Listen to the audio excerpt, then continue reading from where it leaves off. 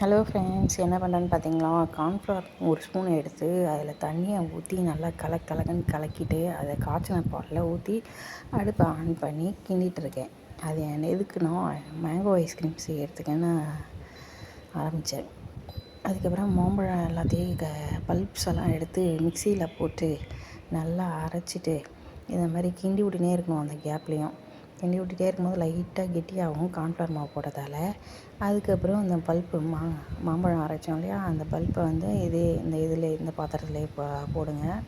போட்டு நல்லா கிண்டுங்க. அது திப்பியாக தான் இருக்கும், அது ஒன்றும் பிரச்சனை இல்லை. அதுக்கப்புறம் நல்லா கிண்டி விட்டதுக்கப்புறம் பார்த்திங்கன்னா மில்க் மேட் கொஞ்சம் இருந்தது, அதையும் சேர்த்து கொஞ்சமாக ஊற்றிக்கலாம்.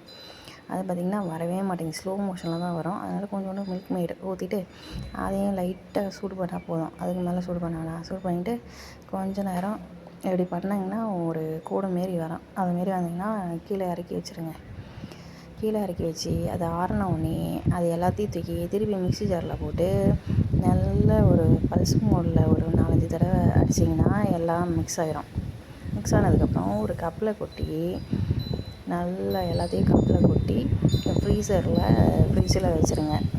கப்பில் கொட்டி ஃப்ரிட்ஜில் வச்சுட்டேன். ஒரு 2 டேஸ்க்கு அப்புறம் இதேமாரி அடுத்த நாளும் எடுத்து மிக்சியில் அடித்து திரும்பி வைக்கணும். ஃப்ரீசரில் வச்சுட்டு வைக்கணும். அடுத்தது பார்த்திங்கன்னா எங்களுக்கு நேற்று என்ன செஞ்சோன்னா முருங்கைக்காய் சாம்பார், கொத்தவரங்காய் பொரியல், முந்திரி பொரியல், மாம்பழ தொட்டுக்க. எங்களுக்கு இத்தினோண்டு சாதம் சாப்பிட்றதுக்கு எங்களுக்கு 3 தொட்டுக்க வேணும்.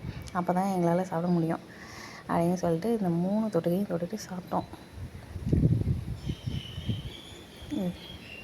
என்ன ஒரு அநியாயம்னா இத்தினோண்டு சாதத்துக்கு அவ்வளோ பொரியல் சாப்பிட வேண்டியதாக இருக்குது. சரி, எனிவே அதுக்கப்புறம் ஒரு 2 நாள் கழித்து அந்த ஐஸ்கிரீமை எடுத்து பார்த்தா எங்கள் ஃப்ரீசர் வந்து ஒரு மோசமான ஃப்ரீசர். அதனால் வந்து அது கெட்டியே ஆகலை. பட் இருந்தாலும் இதே நல்லா இருக்குது அப்படின்னு சொல்லிட்டு சாப்பிட்டுட்டோம். நீங்களும் ட்ரை பண்ணி